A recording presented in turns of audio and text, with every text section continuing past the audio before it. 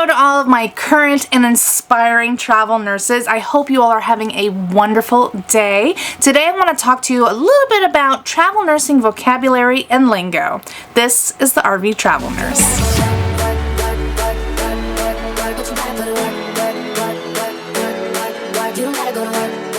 To begin with, I want to welcome you to the RV Travel Nurse. If you are new to my channel, make sure that you subscribe. I post new videos every Monday and Friday for your enjoyment, and make sure you hit that like up button to let me know that I'm doing a good job.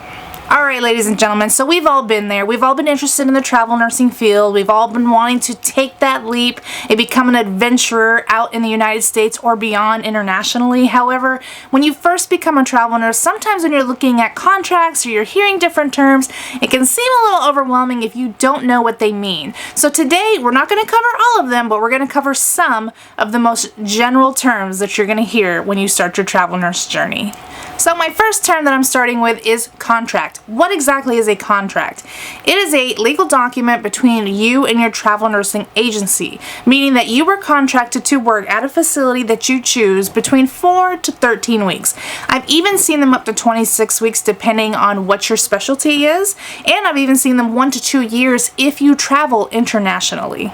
Another term that you might hear a lot is extension. What is a contract extension? So once you complete your first contract, if the facility decides to keep you in that contract, you have the ability to provide an extension, meaning you can do an additional 13 weeks, you can do an additional month. It's really what you and the facility agree upon. You can always go back and request time off in that contract. It's basically just another contract that is on top of the additional contract that you had before. So another term that you're going to hear a lot, but doesn't really need an introduction, is assignment start date and assignment end date. So what exactly is that? The start date is the specific date of when you're going to start at that facility.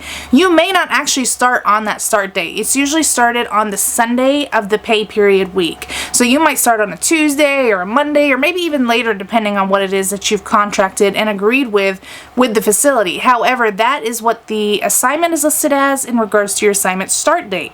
Now in regards to your end date, it's the same situation. It will end on the Saturday of that pay week of your 13 weeks or however long your contract is. So you might not end on that Saturday. You might end on a Thursday. You might end on a Friday. But that is just what the contract is based on. And something that we've kind of already talked about is your contract term. So your contract term is how long you're contracted to work at the facility. Again, 4 weeks, 13 weeks, 26 weeks. If you're traveling internationally, a lot of times it's 1 to 2 years. It's really what you have already agreed upon in your contract. So the next term is your contracted shift.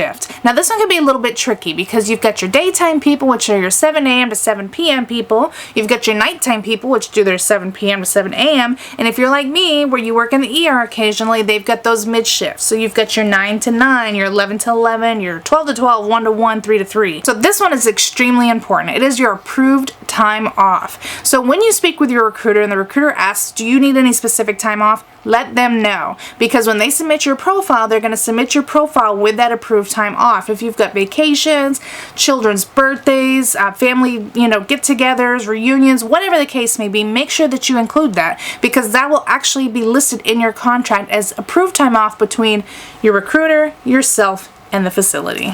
Alright, so let's talk about the units. We all have our specialties and we're all going to certain places when we travel contract. So make sure that when you read your contract, the correct unit is on that contract. I have seen cases where you interviewed for one position and then they put something completely different on your contract. If that's not what you agreed upon, don't sign the contract. Make sure that they correct it, make sure it's right. If they can't give you what you interviewed for, then you move on to the next. But make sure you always check that unit. So to begin with, we have required hours. Required hours are a little bit different than your guaranteed hours. Required hours is what you have agreed to work with the facility. That could be anywhere from 24 hours to 48 hours, depending on how many shifts that you decide to pick up. However, those hours are not guaranteed. The facility can still call you off if they need to. So my suggestion is to look into guaranteed hours. A lot of contracts out there offer guaranteed hours, meaning that the facility has to work you those hours or you still get paid. So look at what's best for you and make sure that you make the right choice in your contracts. So now we're moving on to the compensation-based lingo and vocabulary of your nursing contracts. So what is the first thing that they always list? It is your base hourly rate. So what is that? That is the amount of money that they're going to pay you per hour, and that is taxable with the IRS. So you're usually looking at between $18 an hour and up, depending on your specialty. If any company offers you less than $18 an hour for your hourly rate, you need to talk to them about reworking that, because the IRS obviously looks at that information and can audit you later. So it is important that you make sure that you're getting a good contract. If you're not getting a good contract, it's not worth your time. So moving on to your per diems, this is the weekly rate that you receive regarding the meals that you eat and your incidentals. This money is actually tax-free, which is great, but I do caution you with a warning that you need to speak with a tax professional when it comes time for tax time. So moving on to your housing type and your housing allowance. So these are two completely different things. If you decide to take company approved housing, then they're obviously going to keep a portion of that tax-free money. However, if you decide to either find your own housing, or if you live in an RV like me, you get to keep your stipend and then you spend your stipend on your own housing. But you do need to prove at the end of the year that you have a secondary housing, because the company is not providing that to you. Again, speak with your tax professionals, make sure that they understand what it is that you do, and make sure you get your taxes done appropriately. So another big thing that travelers like is travel reimbursement. This is the amount of money that the travel agency has agreed to pay you to travel to your assignment. It is not always included in all of your contracts, but I would bring it up and see if they can include it in your contract, because we travel many miles depending on where we're going, and it would be nice to get that travel reimbursement at the end of our contract. Alright, let's have a discussion about tax home. I've already done a complete video in regards to the differences between a tax home and a permanent residence. So I'm going to include that up here in the corner, but I want to give you a brief overview of what that is. So a tax home is where you pay a mortgage or where you pay rent. If you do not pay a mortgage or pay rent at that home, then it is not considered a tax home. For those of you that are living with your parents or using your parents as your tax home, unless they are claiming that you are paying them money and you are actually paying them money on their taxes, that is not considered a tax home. Make sure you watch this video and listen to it carefully, because it goes over all that information, and it's extremely important when it comes to how you're going to pay your taxes and how you're going to get that tax-free money.